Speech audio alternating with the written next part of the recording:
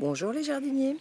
Alors aujourd'hui je vais vous parler raisin sec. Donc je pars de mes belles grappes de raisin. Donc comme il y en a beaucoup, j'en ai congelé un petit peu, mais je vais aussi essayer de faire du raisin sec. Donc raisin sec séché au soleil. Donc ça sera au jour le jour. On va suivre les étapes de fabrication. Donc voilà comment je m'y prends. J'ai pris une poêle à châtaigne pour les trous. Et puis j'ai mis un essuie-tout pour cacher les trous parce que mes grains sont trop petits. Et ensuite j'étale toutes mes grumes de raisin. Donc je prends que les grumes qui sont jolies, qui sont mûres. Et j'essaye que ça ne se touche pas trop après. Voilà, je vais en mettre un petit peu partout dans la poêle. Et puis je vais emmener ensuite mes grumes au soleil. Donc je vous montre juste après ce que ça donne.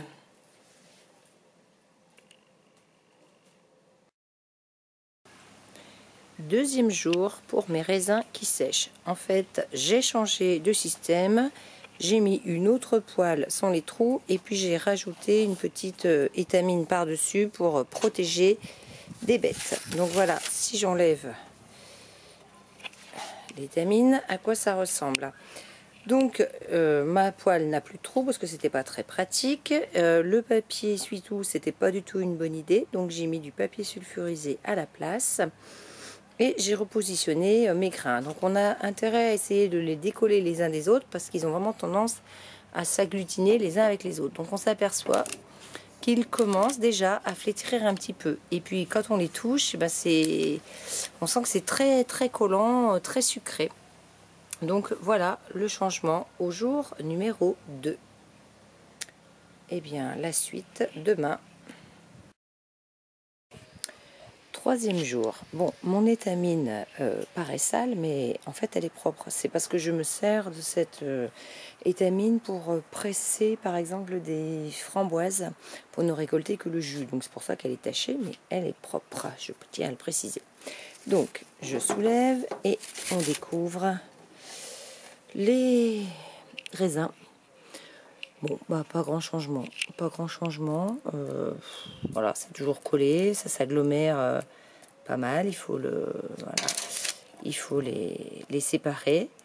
Mais voilà, pas pour l'instant, pas de changement. Bon, il faut dire que le premier jour, on a eu 29 degrés, je crois, toute la journée avec un grand soleil.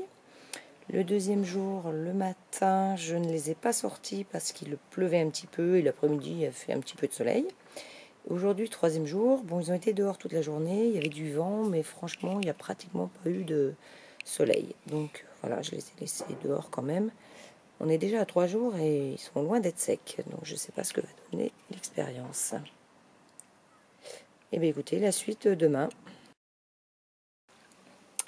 Jour 4, bah écoutez, il n'y a pas grand changement, pourtant aujourd'hui c'est une journée avec soleil, petit vent, mais bon, pas non plus énormément chaude, mais bon, les journées de septembre, voilà, c'est moins chaud. Donc franchement, dans les recettes sur internet, ils annoncent 4 jours au soleil. Ça doit pas être 4 jours en septembre, ni dans la région lyonnaise, parce que c'est loin d'être sec pour l'instant. On voit... Bon, ça a flétri un petit peu, mais franchement, c'est pas du tout encore sec, donc il faudra encore attendre plusieurs jours, je pense. Bon, bah écoutez, rendez-vous demain. Jour 5. Bah écoutez, toujours pas de changement. Aujourd'hui, journée soleil-nuage, on va dire. Bon, il y en a un qui devient jaune, là. Donc, je ne sais pas ce que ça veut dire. Est-ce que je le garde ou pas? On va attendre, on verra bien. Eh bien écoutez, normalement ça disait pas plus de 5 jours, mais bon, je sais pas ce que je fais, si j'attends encore ou pas, ou si je finis par les mettre au four. Bon écoutez, décision demain je crois. Jour 6.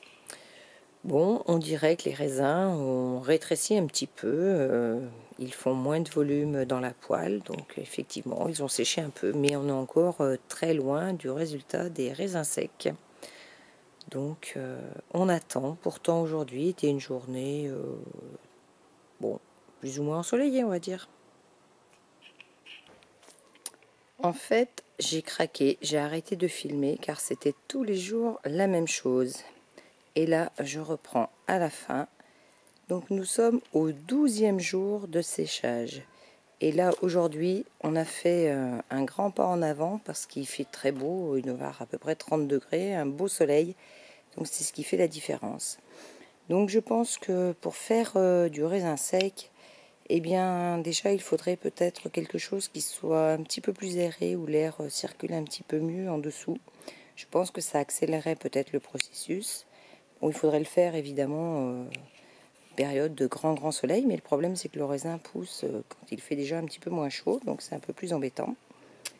Donc voilà, et puis dernier petit problème pour moi, auquel je n'avais pas du tout pensé. Ma variété de raisins a beaucoup de pépins, donc une fois qu'ils sont secs, eh ben, il reste les pépins, donc ce n'est pas terrible en bouche.